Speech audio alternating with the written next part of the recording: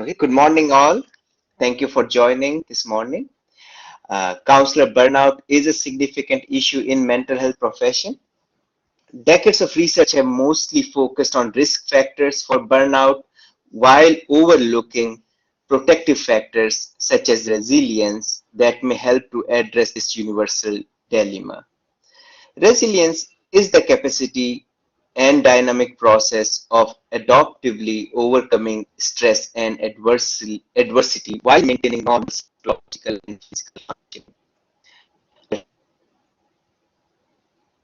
The next slide.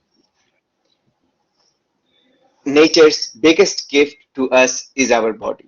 In this presentation, I'm going to share research-based strategies I have found helpful in enhancing well-being in my life. Please use this presentation as a case study. Hopefully, you will get ideas and examples to enhance your well-being by strengthening resiliency.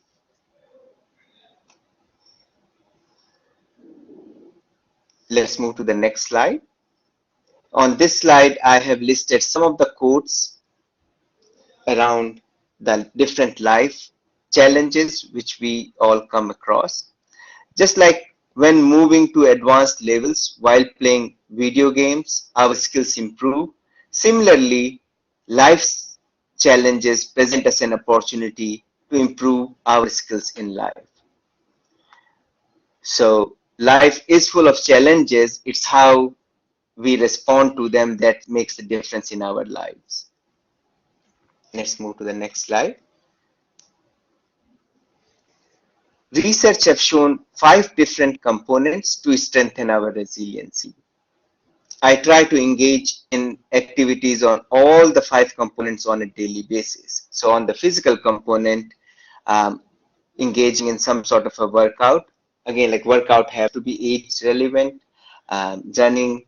And with this busy life and busy schedules, if someone doesn't have a time for a full cardio or a full strength training workout, recent researchers have shown the effectiveness of Tabata. Tabata is a 4-minute high intensity workout. So if you think there is a time crunch where you cannot devote enough time for physical activity, please download the app of Tabata, and that way you can still get some benefits in that short span of the time. In fact, some of the researchers have shown that a 4-minute high intensity workout can provide equivalent benefits as almost 45 minutes of cardiovascular. Again, like it depends on the age, it depends on the lifestyle. For the emotional and social aspects, I try to spend time with friends, kids, checking in with colleagues, social clubs like Rotary, Lions Club, or even volunteering at city councils. For the spiritual aspects of the resilience, I try to engage in meditation, praying, yoga, fasting, reading scriptures, discussing existential issues with teenagers and mentors. And I have found, like, when we try to interact with different age groups during the same day, that gives us a way better perspective of the life than limiting our discussions with a particular age group.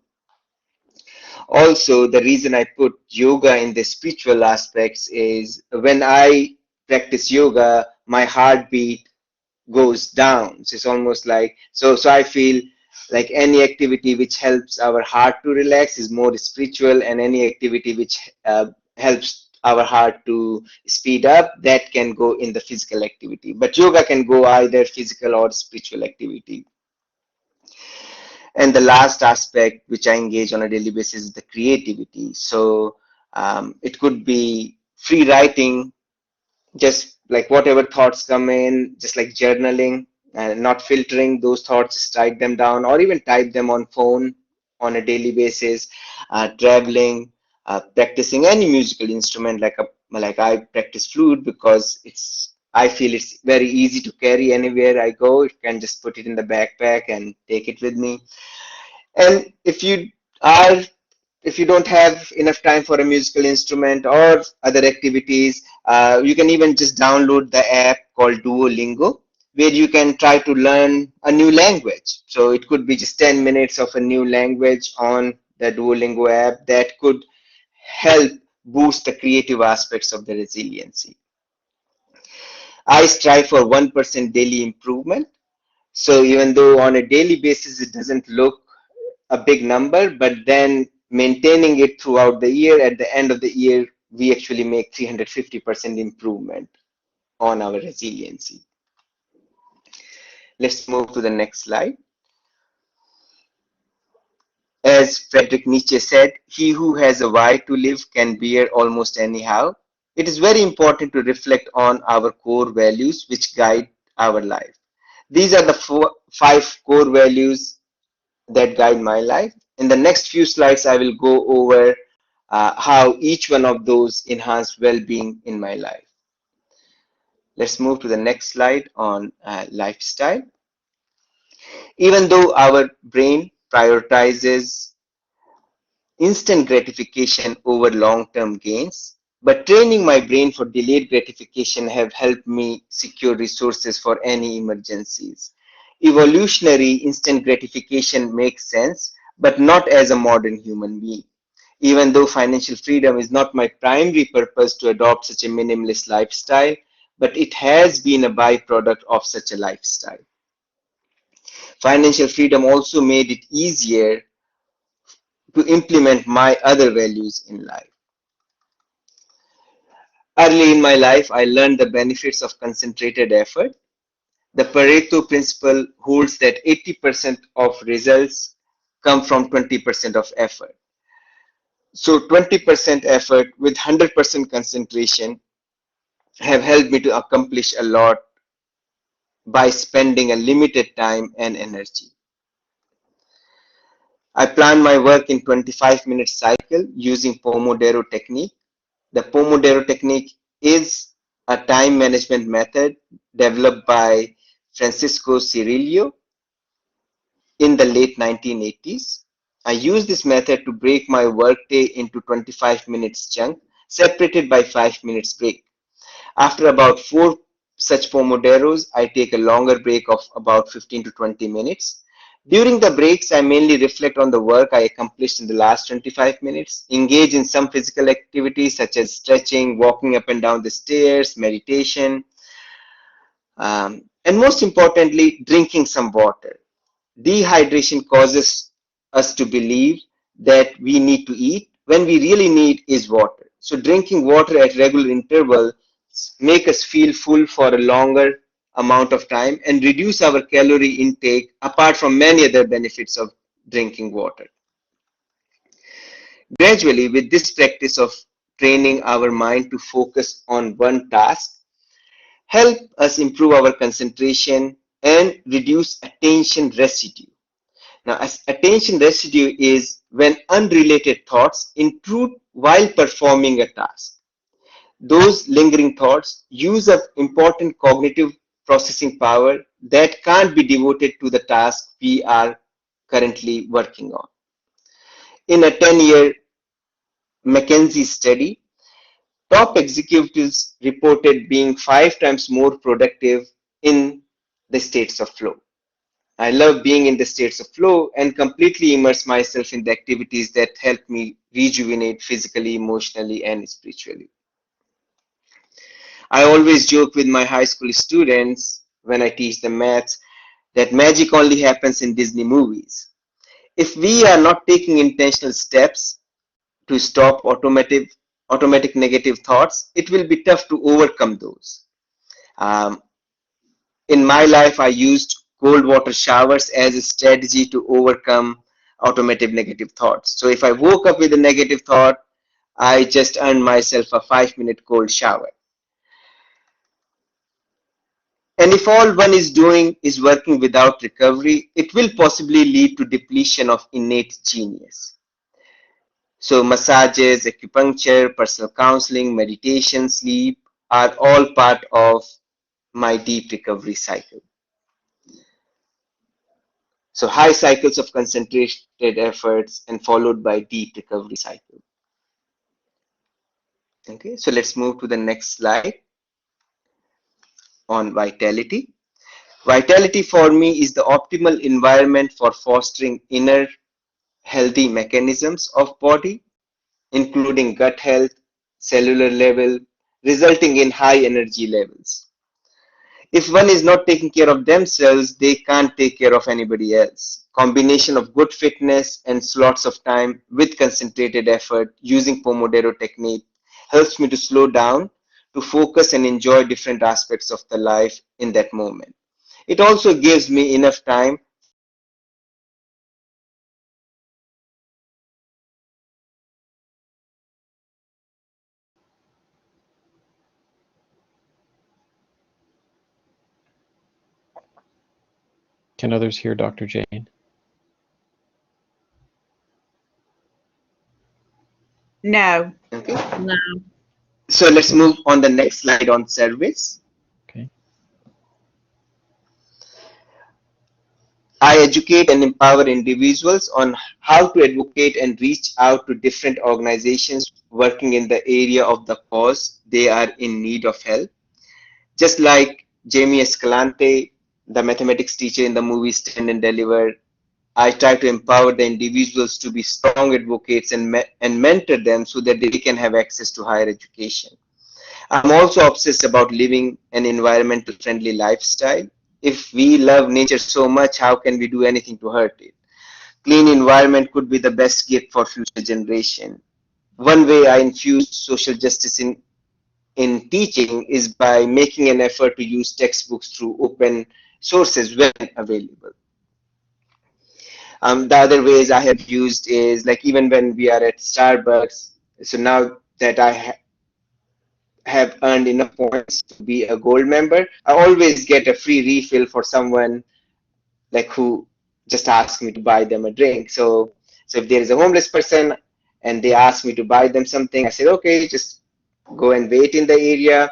I just buy my drink and then go back and get a second drink, which can be used as just as a refill.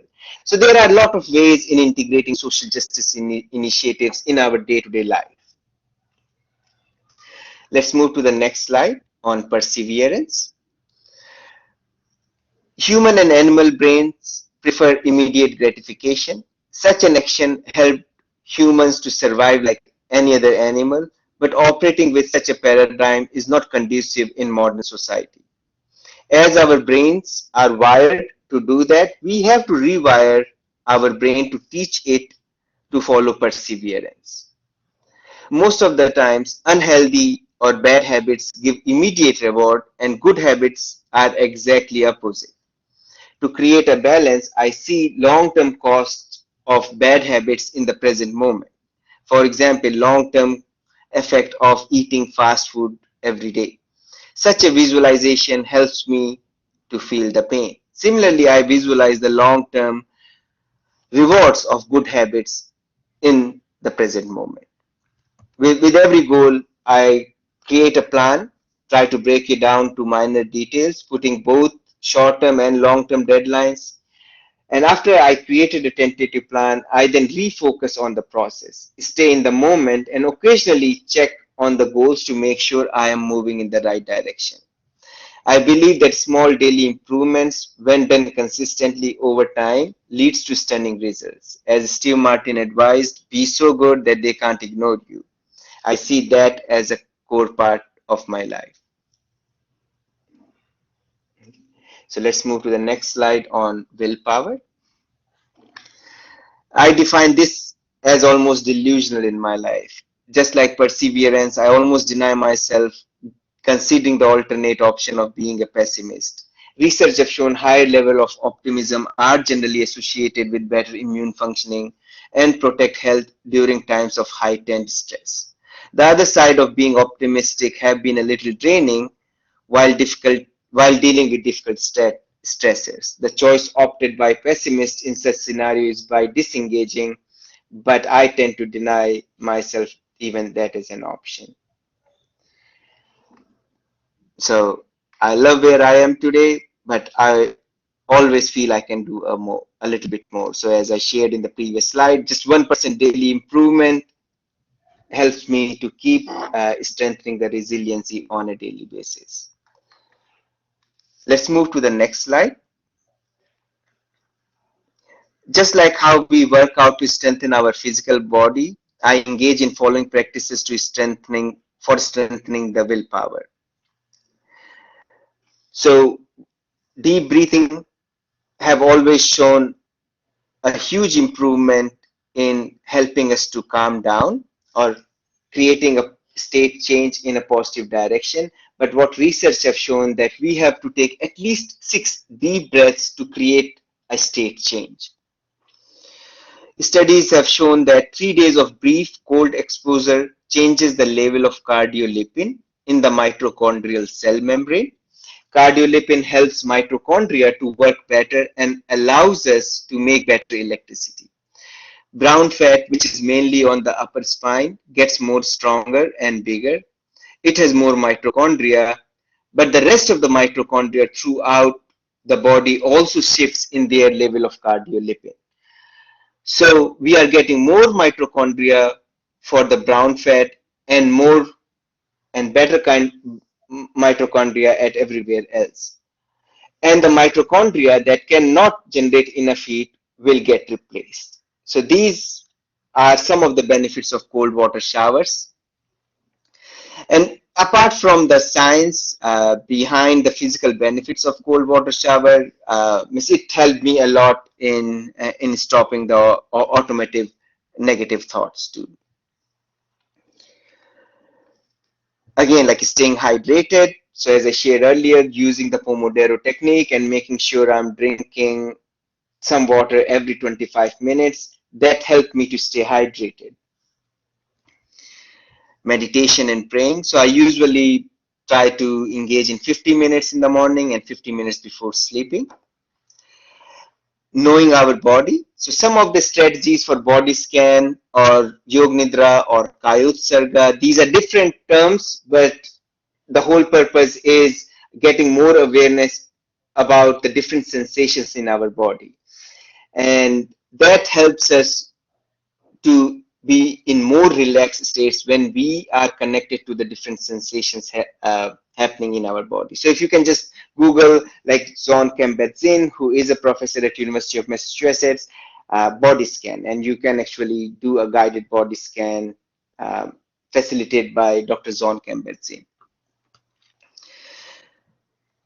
Most experts say adults need 6 to 8 hours of sleep per night to function at the best abilities. Some nights, even if we get less sleep, the key is waking up enthusiastic. Research also show that not every night we are going to get 6 to 8 hours of sleep. Most probably 5 to 6 nights we can get good sleep, and then there will always be 1 or 2 nights in a week where we may not get enough sleep. But where is the difference is when we wake up, even if it is like a 3 hour sleep, we wake up enthusiastically, and that certainly help us to move in our day throughout the day and stay in more optimistic states. And before sleeping, I always try to just forgive everything what happened during the day or in the past, and then look forward to the next day as like a blank slate. Now, it's not going to be easy, or these are not just the best strategies, but we have the control of our body and our mind. And if we have the will and to implement some strategies and follow through, we can certainly create those changes. Let's move to the next slide on reducing physical fatigue. Fatigue is generally defined as the feeling of lack of energy and motivation that can be physical, mental, or both. Sleeping can help reduce our feeling of fatigue, as I shared earlier. Some nights, even if you get less sleep, the key is waking up enthusiastically. During the basic combat training, drill sergeants always told us, fake it till you make it. So even if we are struggling to wake up enthusiastically, if we can fake the enthusiasm, I'm sure like gradually that will become our natural states. Work as much as possible in comfortable positions, just like Winston Churchill. He tried to finish most of his work during the morning while staying on his bed. So if we are working on a chair, just check with us, am I using the leg muscles which are not required? Are the leg muscles in the tensed or relaxed states? So whichever muscle, so check yourself 4 or 5 times a day and ask, am I making my work harder than it actually is? Am I using the muscles that have nothing to do with the work I am doing? And as the third point on the slide, eyes consume 1/4 of all the nervous energy. So some of the ways we can reduce it, let's say if you're riding on a passenger seat, we can like just close our eyes. That gives us a break. Or if we are on a flight, just close. So the more we can keep our eyes relaxed, that certainly helps us to conserve our energies in the nervous system. Let's move to the next slide. On the next slide, I have a small activity for you. So it will be great if you can either write it in your notebook or just type in the chat box. What are some of the activities you engage in for these 5 different components of resiliency: the physical, emotional, social, spiritual, and creative aspects on a daily basis?